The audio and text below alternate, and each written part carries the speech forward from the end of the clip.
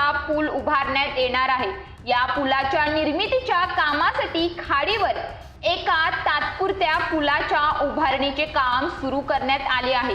मुख्य पुलाच्या निर्मितीसाठी साहित्य अवजड वाहनांची ये-जा करण्यासाठी या पुलाचा उपयोग होणार आहे। मुंबई अहमदाबाद या दोन महत्त्वाच्या शहरांना जोडणाऱ्या 508 किमी लांबीच्या बुलेट ट्रेन प्रकल्पाचे प्रगतीपथावर काम सुरू आहे।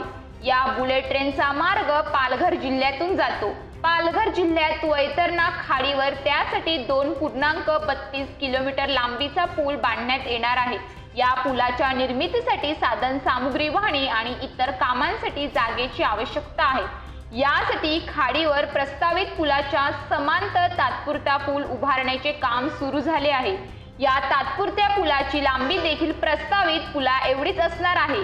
हा तात्पुरता पूल तयार झाल्यानंतर मुख्य पुलाचे काम हाती घेण्यात येणार आहे, अशी माहिती national high speed rail corporation लिमिटेडच्या जनसंपर्क विभागाकडून देण्यात आली आहे। मुख्य पुलाच्या निर्मितीसाठी आवश्यक असलेल्या चाचण्या पूर्ण झाल्या आहेत। हा पूल विरार आणि बोईसर बुलेट ट्रेन स्थानकामध्ये असणार आहे। त्यात 59 पिलर आणि प्रत्येकी 40 मीटरचे 58 स्पॅन असणार आहेत। याची लांबी 2.32 किलोमीटर एवढी असून तो बुलेट ट्रेन प्रकल्पातील सर्वात मोठा पूल ठरणार आहे।